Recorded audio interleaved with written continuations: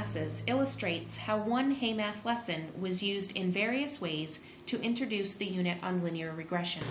All right, this particular kickoff centers around, as you can see, the Earth. We're going to take a little look at some global warming kind of issues. Kind of ties in here with our current Keep Green effort here at Bedford that we've been working on lately. Here's a table of some data.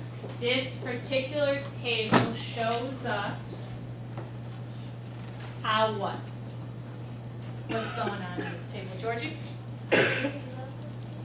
Okay, how the sea level has changed since? Over the course of 10 years, or intervals of 10 years. Okay, intervals of 10 years over what, Robert? Over 100 years. Over 100 years. Now, what do you notice about the first column of data, our X column here? What do you notice? You notice anything at all, Angus? Well, it goes by 10. Okay, it goes by tens. What else? What else is important here? And we've used this before. It's our X column. Okay. Or our domain. It is our domain. Now, Mrs. Gray's class looks at predicting the sea level in the future. So, what do you think then? Do you think, is there any way that we can perhaps use some of this information to help us predict it? Because that seems like a pretty important thing. By plotting the points. By plotting the graph. points. Well, plotting the points on a graph, that's a slope. and give us a slope. Okay, that sounds like a good idea. Like we should try to find like a constant sort of rate of change, or like increase or decrease. A constant rate of change, the slope. Maybe just adding all of the changes since 1900 and then dividing them by the total number of changes. You get an average, so that would give us an average increase over the last century. A couple people mentioned slope, rate of change. If you look at the data there, do you think that there's we've talked about slope, we've talked about a constant rate of change. Do you see that there in the data that we have?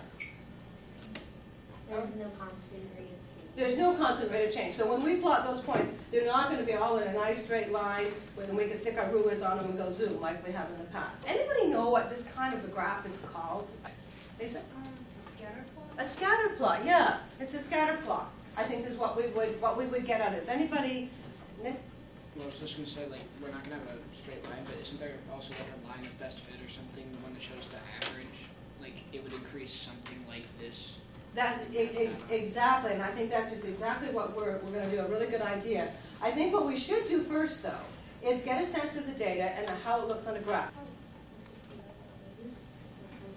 Okay, so Nick, you said earlier about a line of best fit. Do you want to explain that? I just know that we covered it a little last year. I think it's supposed to be, you take a bunch of points that aren't directly on the line, and I think you create the average, I guess it would be the average slope, and then you draw a line through it, and it might not even cross through any of the points exactly, but the points will all look not far away from it. Okay. Sometimes with the line of best fit, you just almost eyeball it. And I've got rulers there on the table for you, and I've deliberately chose rulers that you can kind of see through because it makes it a little bit easier. And so what I'd like you to do now is the best you can, without calculating. Nick's idea of using an actual calculation we'll get to later, but just now, the best you can, try to draw a line through those points that best fits those points. Now, we all might have something a little bit different, but just something that looks like it's going to fit those points. So maybe you think about, sort of some on one side of the line, some on the other side of the line. You just saw Mrs. Gray's students individually drawing their line of best fit. And now you'll observe Mr. Cucchero's students sharing their lines with the class. Let me see a few of you what lines you would draw if you had your choice. You can go for it.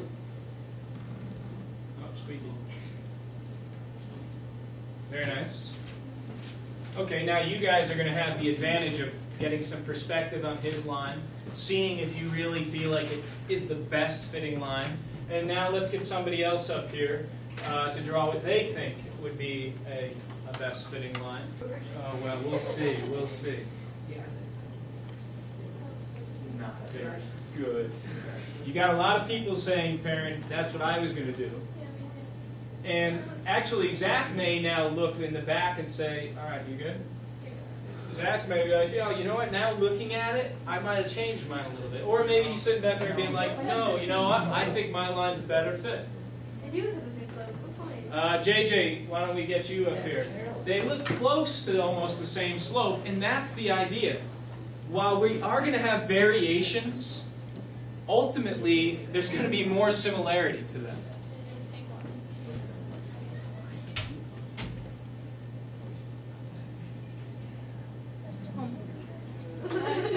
I think that's perfect. I wouldn't change a thing. I think that was good. That's a really nice line. So, Griff and Zach, if you take your eyes up here, and just to get an idea of which one of these lines really best represents, tough to tell, but you know, especially with all of the lines there. I mean, that's a pretty good fit, right? Now that the students have estimated their line of best fit, each class of students calculated the equation of the line by hand to use in extrapolating. In the actual HeyMath lesson, which can be accessed by teachers and students via the internet, the steps to calculate the equation are presented in an animated sequence. For the sake of this video, the speed of the animation has been increased.